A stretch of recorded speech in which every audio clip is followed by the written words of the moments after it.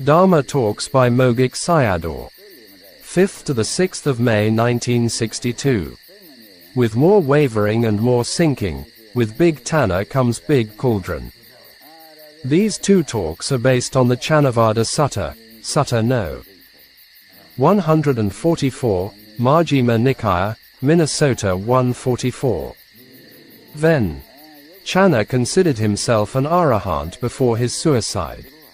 Sariputta was checking his view with Dhamma. The contact of physical object, aram, aramana, and eye sensitivity or eye clear form, kaku pasadarupa, eye sense door, and eye consciousness arises. Do you take the eye consciousness as, this is mine, this I am, this is myself? Sariputta asked him if he clung to them with Taṇhā, Mana, and Ditthi. He discerned it with Anicca and answered that Taṇhā, Mana, and Ditthi had not arisen for him. This is still insight knowledge, and not the path knowledge yet. He only discerned the arising and its vanishing.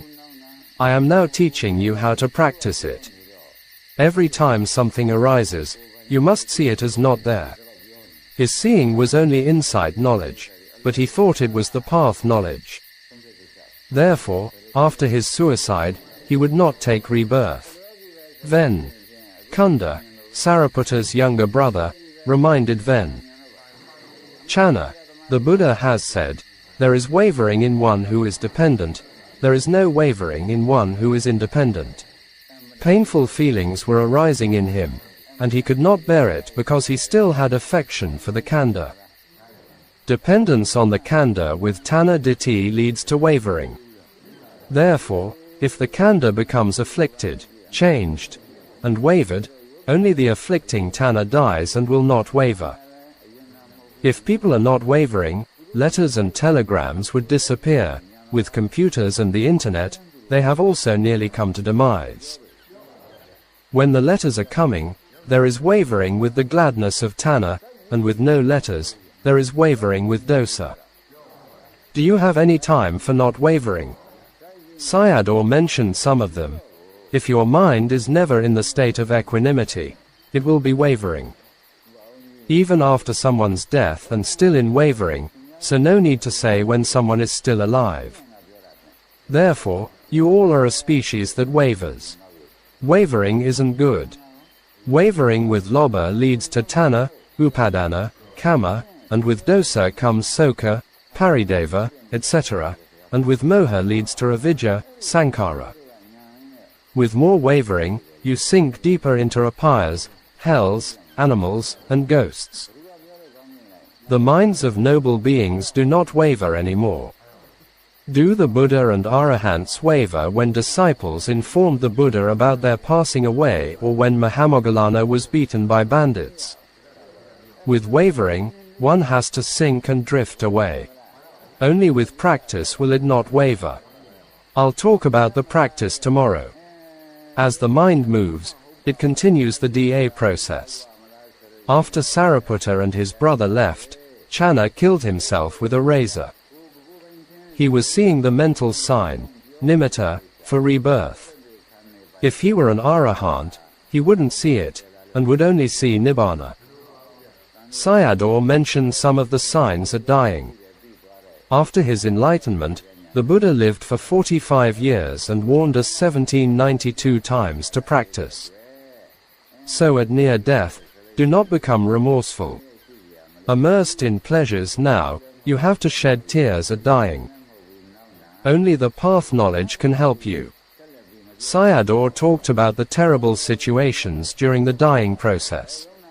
Practicing with a strong mind and body is quite important.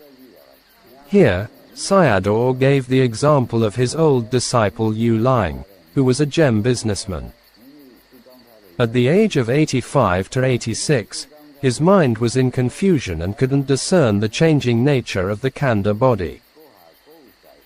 Avidya overwhelmed his mind, even though he practiced for 4 to 5 hours every day and didn't understand what the Khandha was indicating. He met me at the age of over 50 and has listened to my talks ever since. However, He decided to delay his practice, and his time was wasted. It's a great loss. So I urge all of you to practice now. Then, Channa, upon seeing his mental sign, put forth great effort quickly in his practice and became an arahant before death. He achieved this attainment because of his prior preparation and habitual practice. Here again Sayadaw mentioned his new disciple Yuongzan Wai, who was a government minister and is now retired. General Ne Win recently executed a coup, seizing power and dismantling parliamentary democracy. Yuongzan Wai spent most of his time as a minister. If he had practiced earlier, it would not have taken long for him. If he puts a lot of effort like now, he will also make it. Ignorant people are taking the place of a teacher and fools are following their advice. This refers to some people who encourage others in worldly affairs. Don't think, I'll do it later. You have to practice fervently. People are wasting their precious time on Taṇhā, i.e., the master. All are misusing it. Sayadaw showed his compassion and care for the disciples because after a few months, he would leave this world. With big Taṇhā comes the big hell cauldron. These are the dharmas, i.e., defilements, that contribute to the perpetuation of samsara. Previously it was Westerners, now it's all humans. Your status and situation being lower than others is not so important. Falling into apayas is really bad. You're not afraid of falling into hells, but you fear having a lower status than others. If you finish the practice now, it is better. If not, at near death you can still enter the stream, become a sotapanna. It's still beneficial, the practice.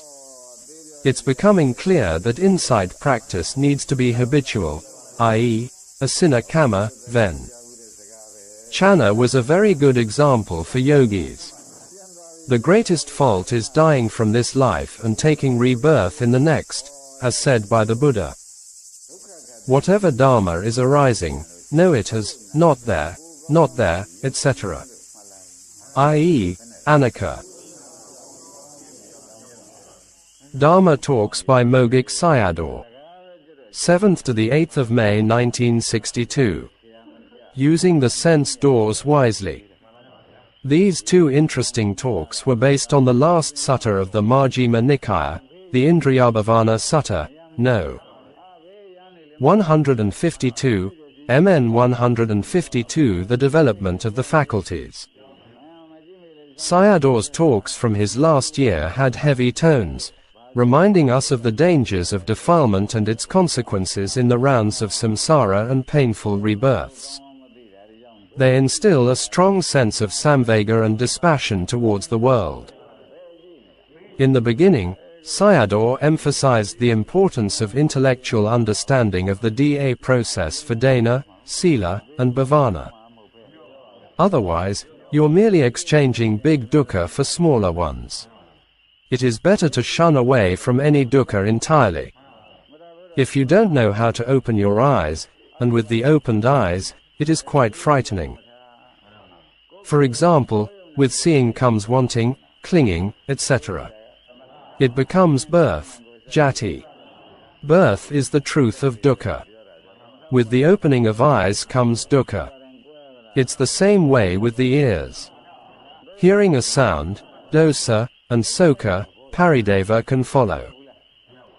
The most important thing is always having sati, and it's quite important to contemplate with anicca whatever arises from the 6 sense doors. From the door of the eyes, each day there are uncountable dharmas leading to apayas, the same with other doors.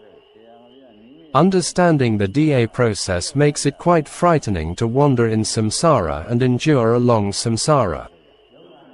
Humans seldom recognize that craving for existence is very dangerous and terrifying. Even some monks postulate new ideas and doctrines for becoming. Compared to your merits, it is incomparable. Arriving at apayas is not about breaking sila, but breaking bhavana, developing the mind. Sayadaw gave the example of consuming foods. He emphasized that if we do not break bhavana, everything will be okay. When your body itches and becomes unbearable with dosa, scratching it with Taṇhā brings temporary pleasure, and then Taṇhā arises again. In this talk, Sayadaw was discussing feelings arising from the sense doors. I am worried about you until everything becomes clear today. The Buddha also teaches us the ways of thinking in Sakkasamyutta. He says, don't think with thoughts of sensuality, karma, ill will, vyapada, and harming, vihimsa. If you want to think, consider this. This is dukkha sakka, this is samadaya sakka, etc. Only think about these truths. Thinking about children and business can lead you to apayas. What is arising now? And what is vanishing now? This is thinking with truths. With this kind of thinking, the path factors, the 5 maganga, arise and cut off the DA process. This is the development of the path factors, bhavatabha. Even the Buddha has taught us good thoughts. It appears to us as, he is the great compassionate one. Every time a thought arises in the Khandha body, think with the following Nana. What is it? You'll only find dukkha sakka, but don't add anything extra to it. Even if Taṇhā samadaya sakka arises and passes away, it becomes dukkha sakka again. The cutting off of the DA process leads to Nibbāna. Today's talk is about how the Buddha taught to use the 6 sense faculties. Normally, we make mistakes regarding them, misusing them and defiling the mind.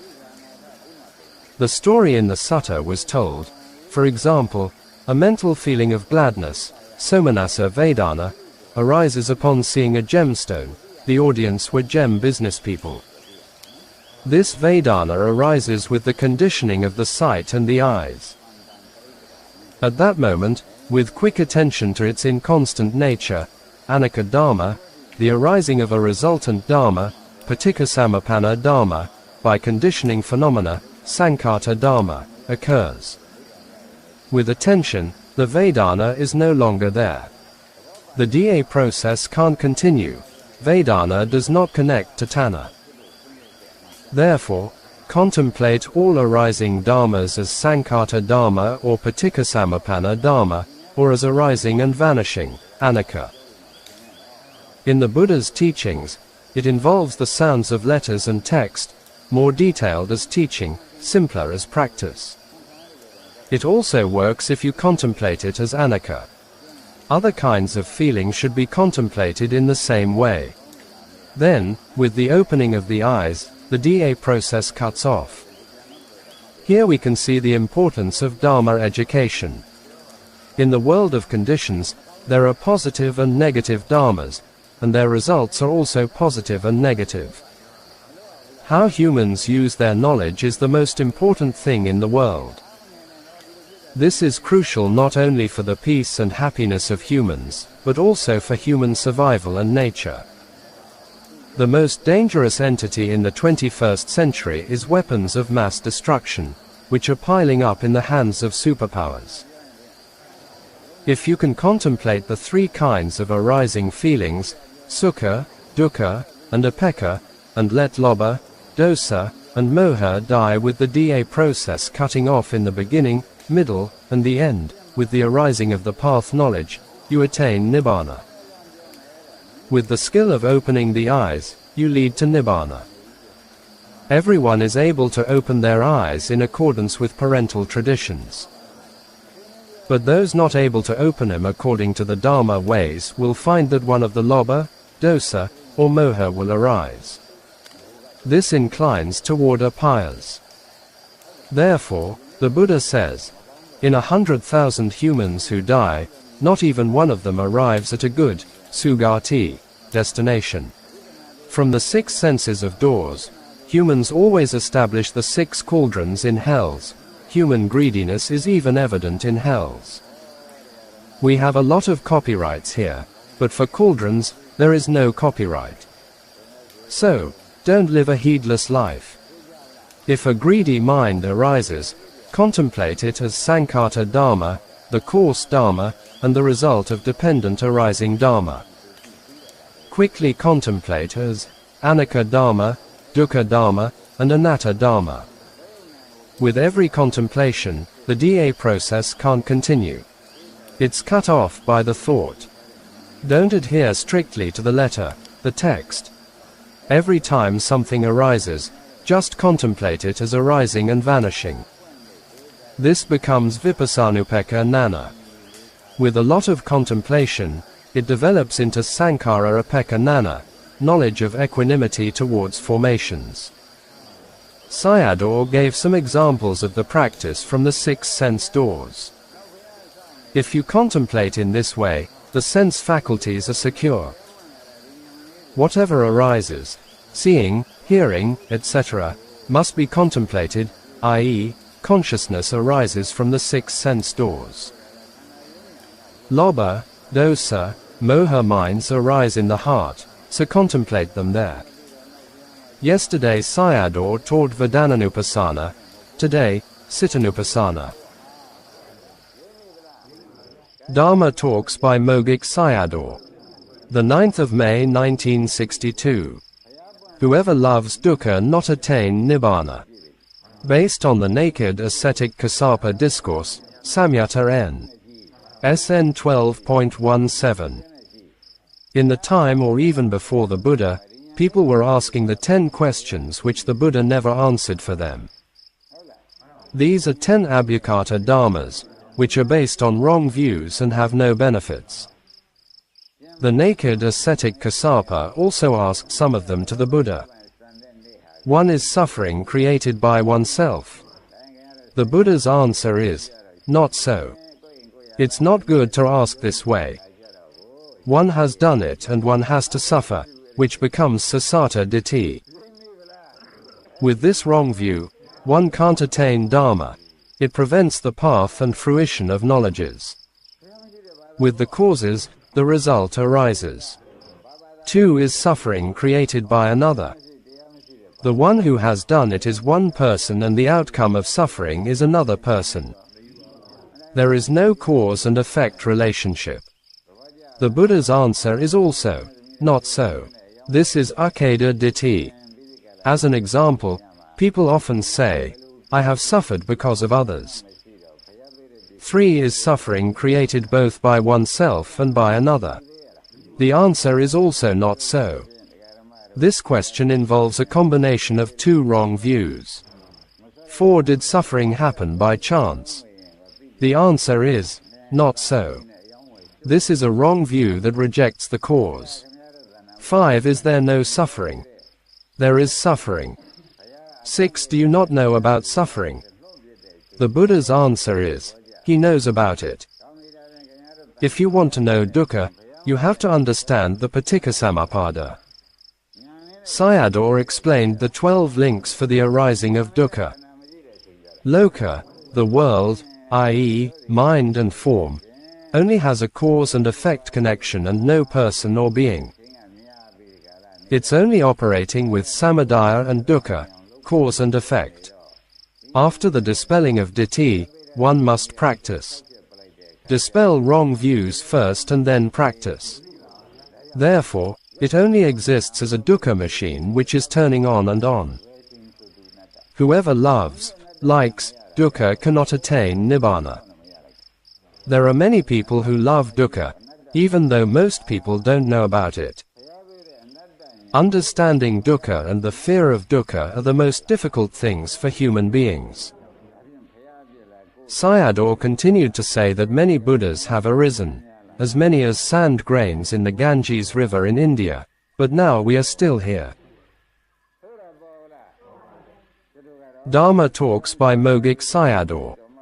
The 16th of May 1962. Blind and disabled person. You all are worshipping knowledge and conduct, i.e., vijja and karana. This is the task of the practice. It's better than other beliefs which are avidya, ignorance and delusion. Worship alone yields only merit and not the main point.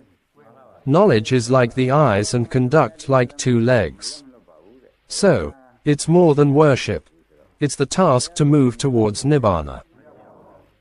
Blind and disabled persons, i.e., this metaphor refers to the body and the mind, as used by Mogok Sayadaw in his teaching on Dukkha Sakha, with one of the four meanings as Pilanata, oppressive. It was quite an excellent talk. This talk was based on a sutta in the Anguttara N, the QS and as between Upavana and Sariputta. And 4.175. The great wisdom of Sariputta is evident in each moment as he can count the number of mental arisings in a person. One Upavana asks Sariputta, with only knowledge, Vijja, can one arrive at Nibbāna?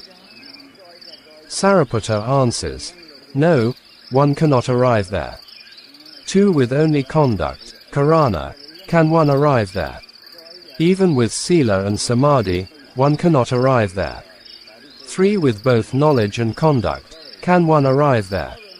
One still cannot arrive there. This leaves everyone doubtful. If you are complete with Vijja and Karana, you are only observing Nibbāna.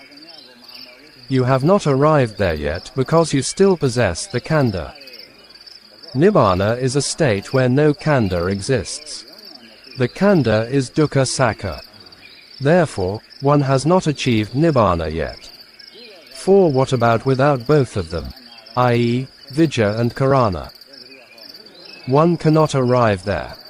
If Karana is broken down, Vijja doesn't perceive rightly. With the breaking down of Sila and Samadhi, you cannot perceive it rightly. With the stability of Karana and sharpness of Vijja, one will arrive at Nibbāna. It is like being disabled and blind, one cannot reach the destination of the journey. Even if you have seen Nibbāna, your changing Khandha is still there. Sayadaw told the story of Magandhya the Brahman's daughter and the differences between the human body and a Devata body. Dha. E. 193 ff. SNA. E. 542 f. Nibbāna does not accept the loathsome body, Asubha Khandha, because it's Subha Nibbāna, pleasant and peaceful Nibbāna. In accordance with point 4, all the worldlings will eventually arrive at Nibbāna. Therefore, you all have to look after your Sila securely. In the 5 path factors which I teach you, completion is achieved with Samadhi and Panna. If your discernment of Anicca is complete with these two, Samatha and Vipassana go together. The task of our practice is on the right track, so be careful with Sila. Sayadaw emphasized the importance of Sila in Samatha and Vipassana practice. If your Karana is broken, you can't discern Anicca. This is the reason why Anicca is not discerned. With stable Karana and sharpened Vijja, one becomes adept. Please remember these words carefully. With weak Vijja, you can't see it rightly. Dhamma Talks by Mogok Sayadaw. The 18th of May 1962. The Fool and the Oppressor. The Khandha is always oppressing us. In Pali, it's called Pilanata, having the nature of being oppressive. We don't know it because we do not investigate it with knowledge. Without Dharma education and knowledge, nobody knows about it. Thus, humans are like fools. As an example, the one who has affection works all the time to feed it, oppressed by Dukkha Sakha and Samadaya Taṇhā, which must pay the taxes. You all don't have free time because the oppression is too strong. You're busy and can't practice. Even though you're paying the taxes all the time with no benefit, because it is always moving towards aging, sickness, and death. So, you're lost in stupidity.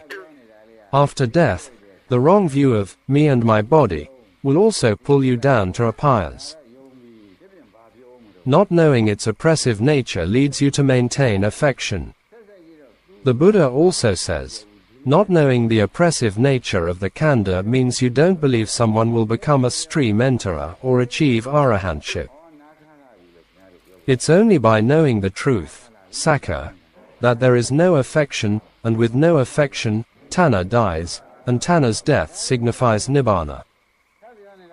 Without purification of the three wrong views, i.e., Sakkaya, Sasata, and Akeda, did this, beings will have affections towards the khandhas.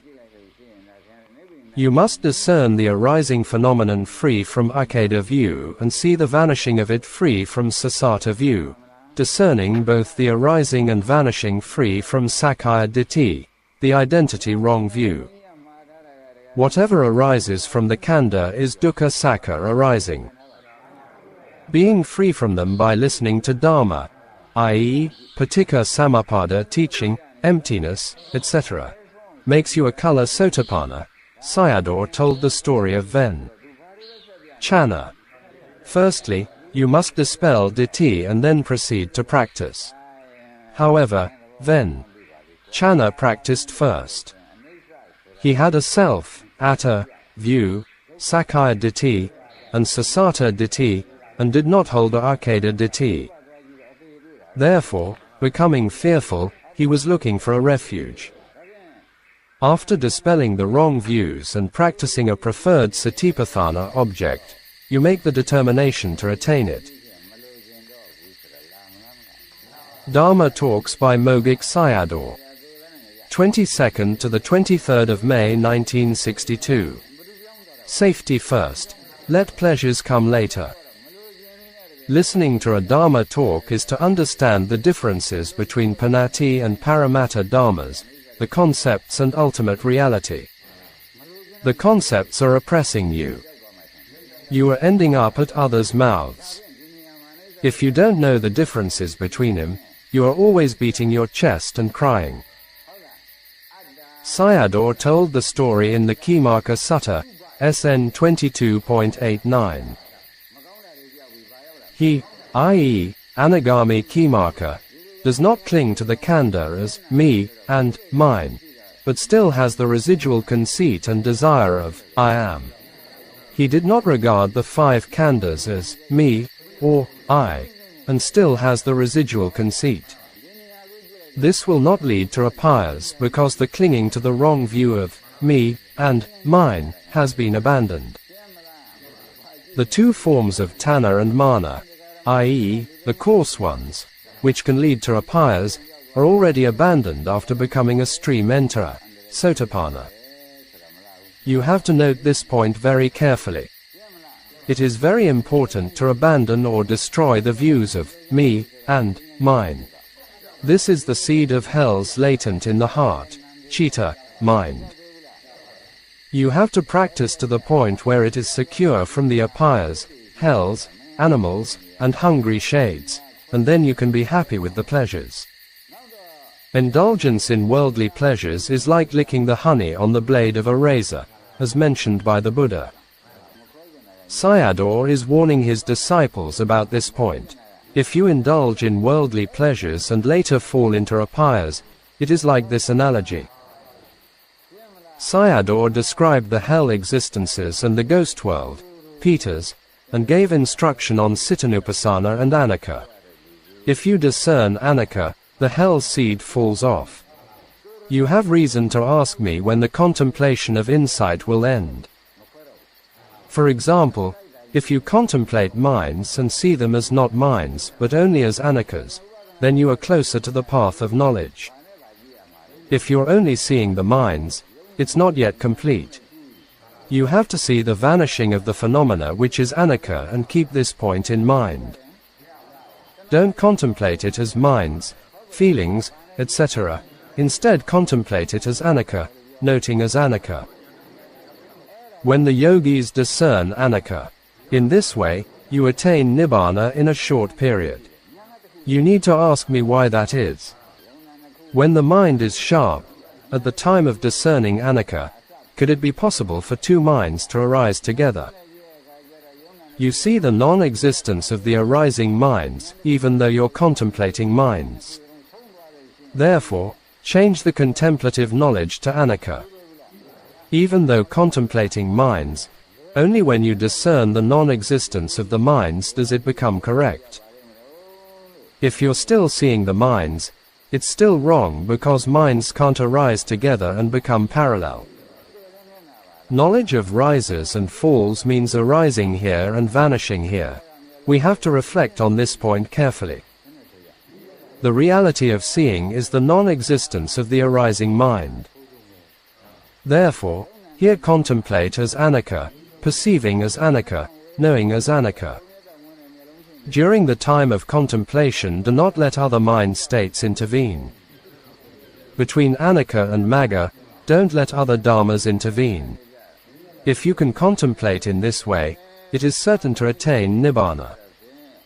The Buddha himself provides a guarantee in the Sutta of the Anguttara Nikāya. The reason it takes a long time for you is that between anicca and the contemplating mind, i.e., magga, other minds intervene, so that the contemplative mind has to enter later. The vanishing of the arising Dharma is anicca, and knowing the vanishing is magga. If you can continue this process, you can even attain Dharma within an hour. Note: in his life of teaching Dharma, Mogok Sayadaw always emphasized the importance of the first stage of enlightenment, which abandons ditthi vicikicca, wrong view and doubt. His emphasis on this point was greater than other teachers, as far as I am aware. In most of his talks, this point is evident. Even the Buddha himself takes this point very seriously, with the analogy of extinguishing the burning of head hairs more seriously than other matters. Because the pains and sufferings created by wrong views and doubts are frightening and terrible.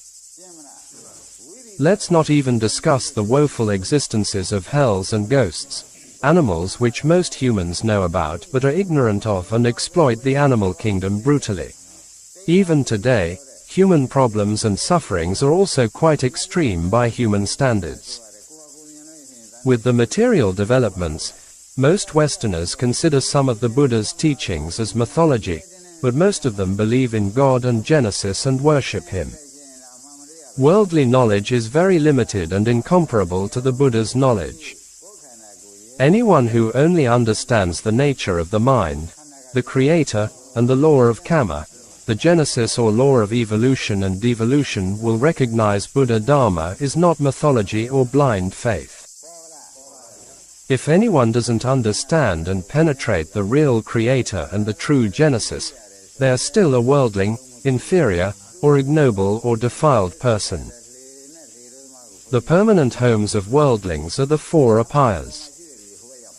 There are many Dharma points in the suttas that make it clear why the Buddha and his noble disciples have great compassion and concerns for the worldly human beings. I want to highlight a few of them for contemplation. Don't be forgetful or heedless of our true situations. There are negative and positive aspects. I'll mention one example for each situation. From the negative side, all humans are sure to encounter old age, sickness, death, and after death the uncertainty of our new rebirths or destinations. All of these are difficult and painful experiences. The most difficult and painful time is at death. Most people fear death and don't know how to deal with it when nearing the end. The best way to deal with it is through practice and learning how to react to the mind in such situations. For this matter, please read the sutta in the Abhayasuttam, Fearless, Anguttara Nikāya, the Book of the Fours, and 4.184, where the Brahman Janasoni asked the Buddha about death. Without habitual practice and knowledge of Dharma, it is quite difficult to experience a good death. Falling into apayas makes it quite difficult to rise again to shugatis. The positive side we should never forget is that as humans we now encounter the Dharma and have the chance to end dukkha in this life, or, at least with habitual practice, can better deal with the problems of death and rebirth.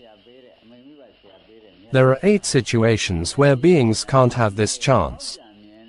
For this matter, please read the sutta in the Anguttara Nikaya, the Book of the Eights, Sutta No. 29, Inopportune Moments. And 8.29 Akana Suttam. Another sutta very important for humans is in the Anguttara Nikaya, the Book of Fives, Sutta No. 57 Frequent Reflection or the 5 Themes. This discusses aging, sickness, death, separation, and kamma, actions. It's quite well known to nearly all Theravada Buddhists. They typically recite the 5 themes of the first part of the sutta. There are 3 parts in it, so everyone should read the entire sutta with frequent contemplation. The most important point in this sutta is that frequent contemplation and practice lead to ending dukkha. There are also other important benefits: not fearing aging, sickness, death, and separation from people and things. And then we're very careful about our actions, not harming others or oneself. I'll only describe the 5 themes briefly so people will recognize Sutta No. 57. To 3. I am subject to old age and cannot escape from it. The same applies to sickness and death. I must be parted and separated from everything dear and agreeable to me. I am the owner of my actions. Whatever I do, for good or evil, to that will I fall heir. 8 subjects for developing samvega, sense of wise urgency. Birth 2. Aging 3. Sickness, diseases 4. Death. After death, the dangers of falling into 3 painful destinations: hells, animals, hungry shades. In present life, the sufferings come from the struggles for survival. There are many different forms, such as feeding the body, looking after the body in many ways, bathing, urination, defecating, etc. All these are worse than being a slave in U.S. history. And 8. In past lives, similar occurrences have happened, and in the future they will continue in the whole of samsara if we can't end dukkha. The 4 important points in reflection on death. In reflection on death, to avoid the following 4 points. Having worry for oneself during the practice. Feeling sorrow for one's loved ones. Developing gladness for one's enemy one doesn't like or hate. Feeling indifferent towards a stranger. The reflection should be developed samvega and knowledge. Some of the benefits of reflecting on death are good sati, avoidance of unwholesomeness, no fear of death, less clinging to the body and external things, realizing Dhamma near death, using one's time wisely, having strong samvega, etc. For detailed practice on death, please consult the Visuddhimagga textbook. Some years ago in Thailand, some forest monks had the chance to witness an autopsy at the well-known Chulalongkorn Hospital in Bangkok and the body museum near it. It had a strong impact on my mind that persists to this day. There were many corpses for autopsies and there were no proper places to keep these corpses. Some of them were lying naked on the floor. During the autopsy, we are not much different from animals such as pigs, cows, goats, etc., which humans like so much for their flesh. We can see very clearly about its essence less, ownerless nature, suffering, and change. It's gloomy, but a strong dispassion arises. The body museum is also quite interesting. There are some recorded crimes and the materials involved with it. There is a mummified body of a Chinese man who kidnapped children and ate their flesh.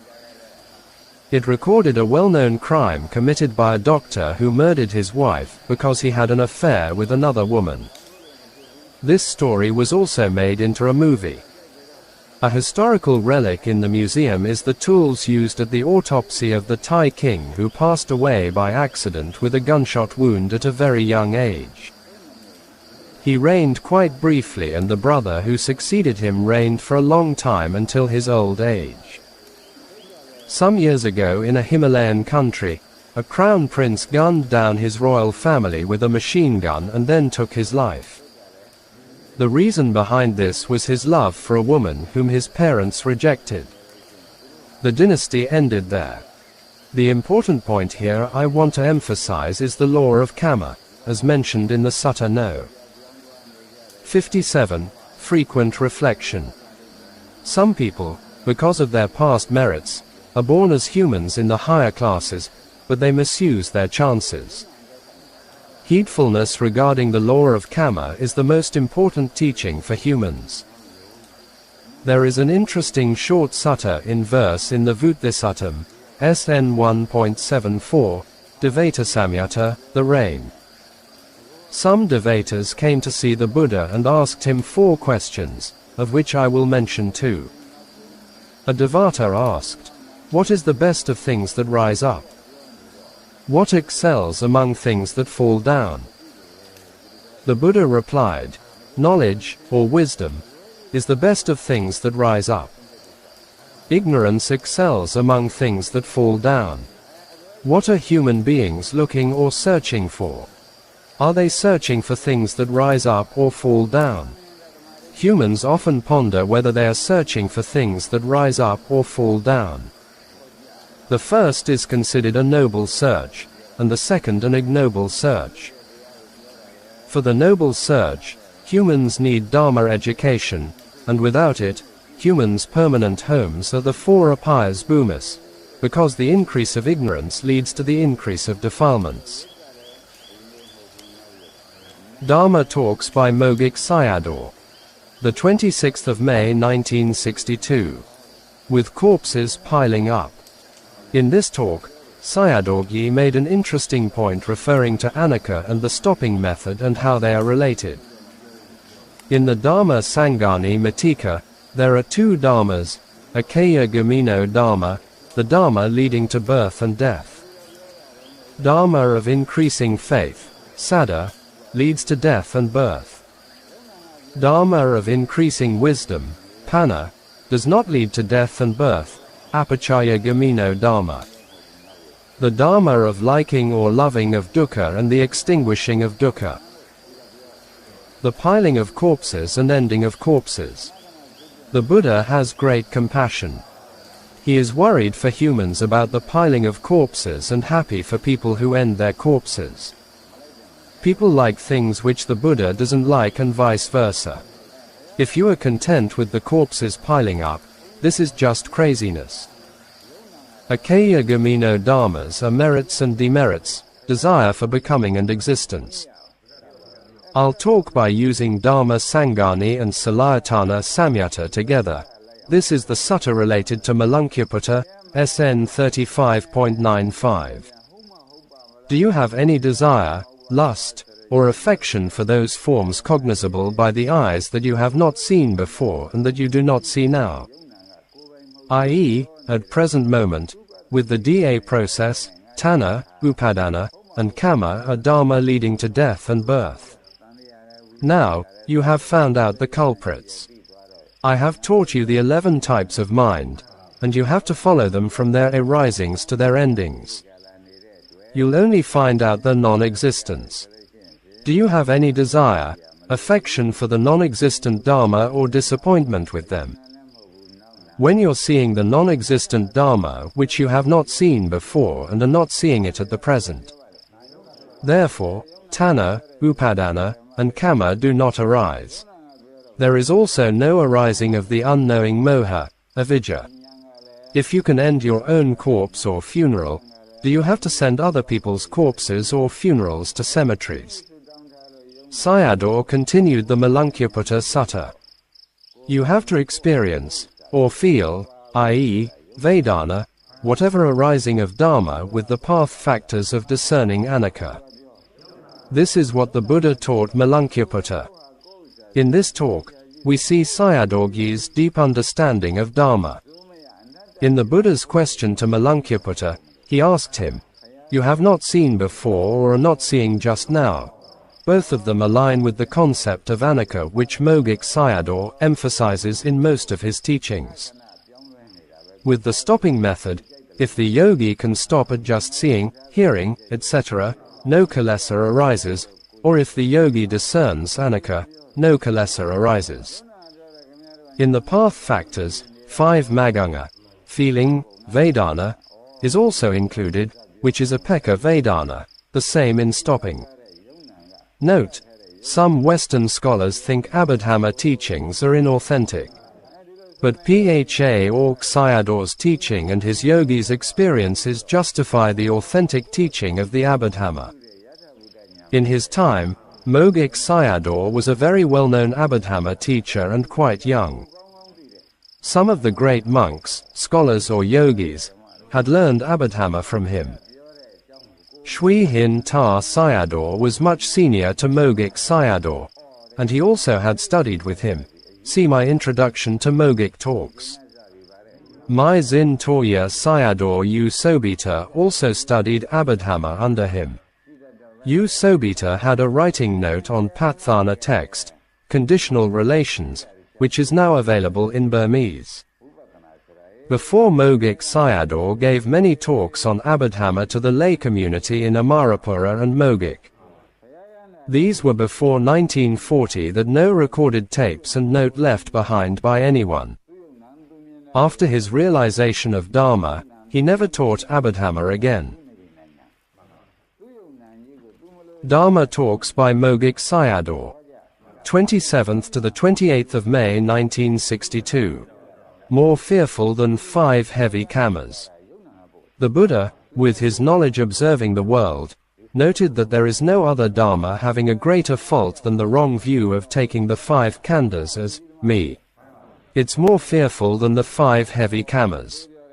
Here, the wrong view referred to is Nibbāna Miccha Ditthi, a fixed wrong view which denies the law of kamma.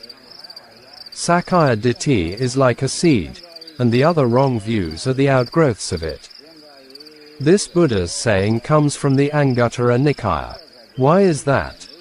Someone who committed the 5 heavy kammas, any one of them, even though falling into hells, if the world were to face destruction tomorrow, he would be freed from hell tomorrow. But for someone who has a fixed wrong view, they must move to other worlds of hell to continue with the overgrowth of Sakkaya Ditthi, which becomes a fixed wrong view. U Maya was also advised to address important tasks sooner rather than later. U Maya was one of the well-known businessmen in Burma. Sayadaw warned him many times to practice, but he postponed it. He was preparing to come and practice when he passed away unexpectedly. Time and tide wait for no man, including death. Closing parenthesis. I had also warned him in Amarapura. This talk was in Mogok. U Maya was still alive. Even when Sayadaw was in Rangoon, he met him again and warned him.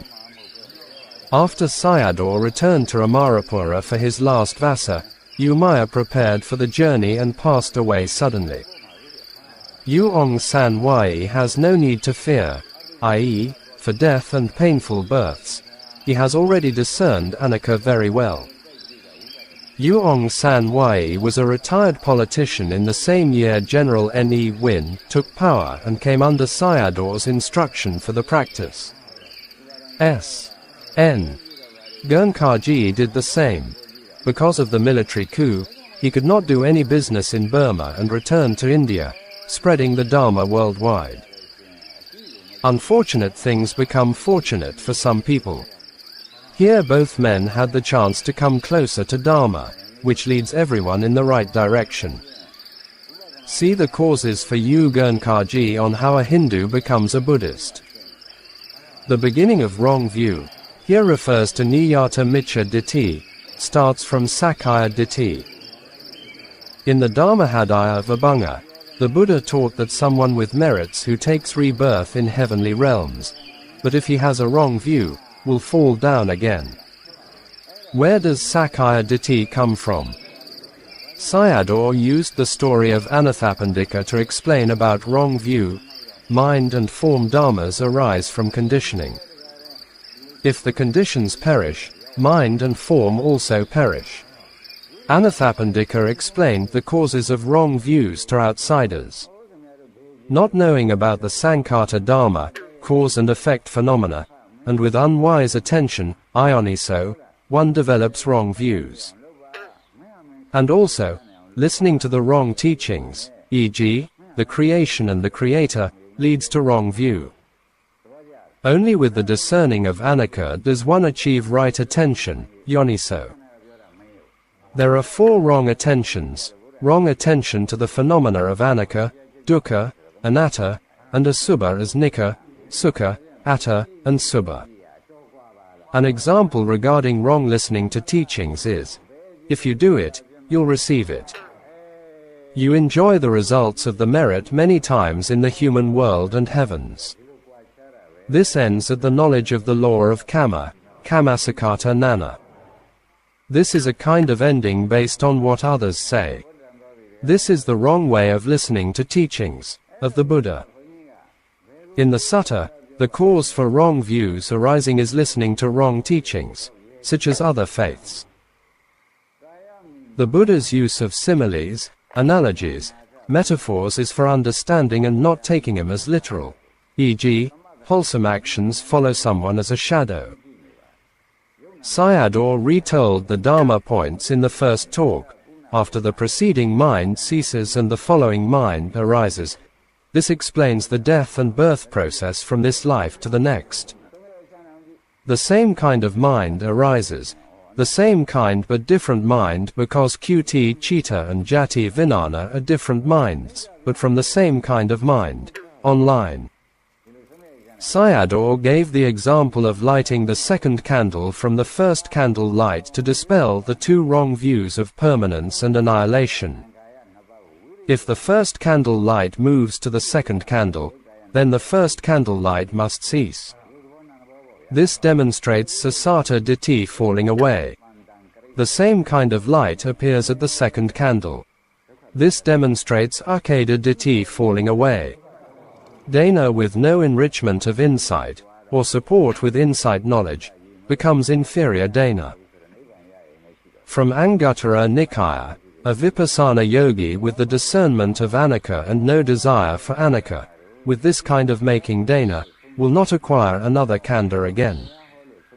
The Buddha taught various types of dana, and the last one was dana supporting with insight. Starting with insight and following with dana is not wrong, or the best way which Mogok Sayadaw teaches people all the time. At last, the Buddha encouraged the monks to teach the lay community about dispelling wrong views for them with reference to Anathapindika.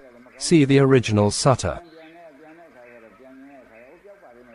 Dharma Talks by Mogok Sayadaw.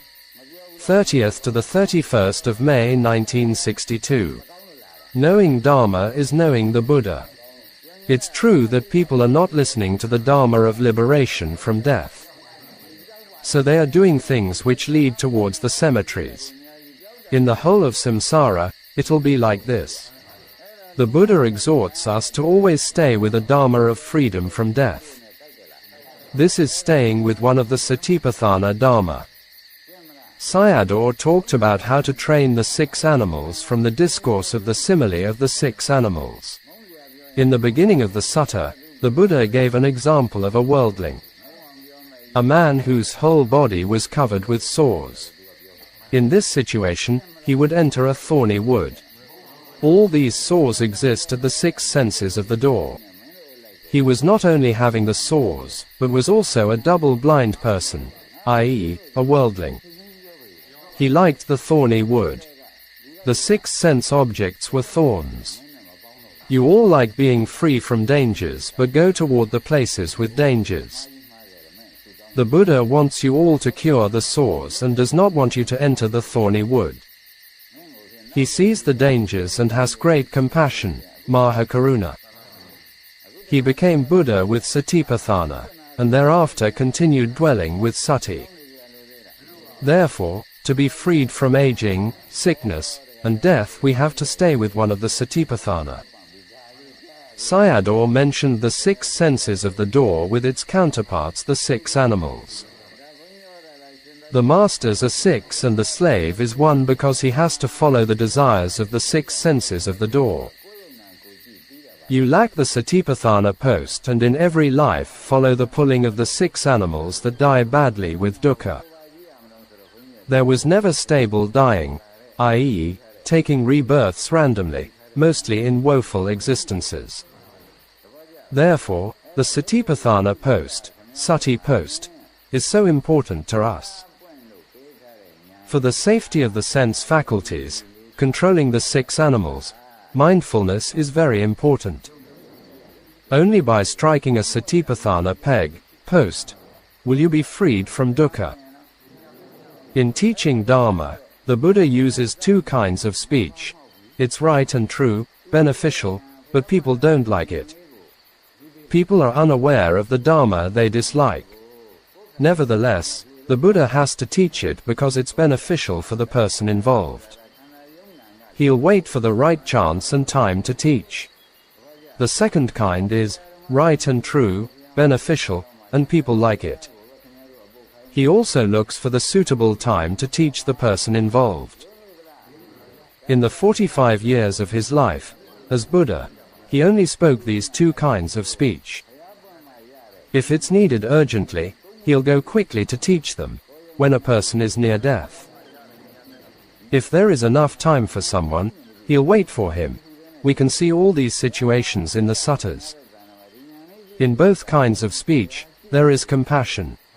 Some people like the Buddha's words. However, if his knowledge is not mature enough, he has to wait for it. When the time is ripe, he goes there to give the teaching. If a Dhamma leads to truth, Sakka Dhamma, which leads to liberation, and vice versa. As an example, consider the teaching Sariputta gave his friend Brahman Dhananjani. The teaching must go straight into the heart, leading to the knowledge of the Khandha. The listener, while listening, also has to observe the Khandha. Then, it will lead to the truth, Sakka.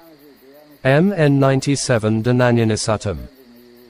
The example of the first kind of speech is the simile of the six animals, which people don't like because worldlings are immersed in defilements. It opposes the way most people are accustomed. Always being pulled by the six animals prevents attaining the stable, unmovable Nibbāna. Knowing the Dhamma is knowing the Buddha. Then you know the compassion of the Buddha. The six senses of the door are an extension of Papanka Dhamma. The path factors of Satipatthana Dhamma kill Papanka Dhamma, Nipapanka, it kills the six animals. Dhamma Talks by Mogok Sayadaw. 5th to the 6th of June 1962. Happy with the oppressive Khandha. Birth, aging, and death are the truths of dukkha. Birth is coming, aging is living, and death is dying. All these are bad indeed. Only these things exist in the internal nature of the Khandha body. This represents the sub-moments of each mind moment, arising, presence, and dissolution.